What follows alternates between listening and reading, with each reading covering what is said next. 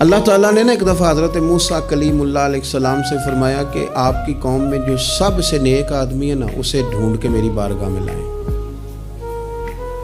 حضرت موسیٰ علیہ السلام نے نا جس کو سب سے زیادہ نیک سمجھتے تھے اسے اللہ کے حضور پیش کیا، مالک یہ سب سے زیادہ نیک ہے، جسے حضرت موسیٰ کلیم نیک کہیں، وہ کتنا کو نیک ہوگا؟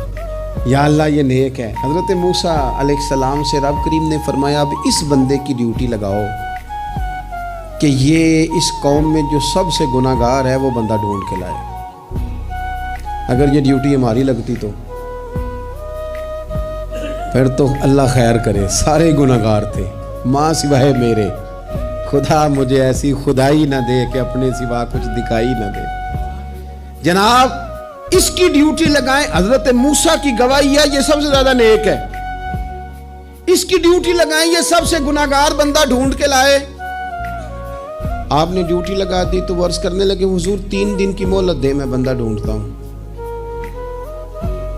3 دن 3 راتیں گزر گئیں، آنے کا وقت آیا تو اسی نیک آدمی نے کیا کیا، اپنے گلے میں رسی ڈالی اور اپنے ہی ہاتھ سے پکڑ کے لا کے حضرت موسیٰ کلیم کے دست مبارک میں دے کے کہا حضور 3 دن کوشش کی ہے، سب سے زیادہ گناہ گار میں ہی ہوں۔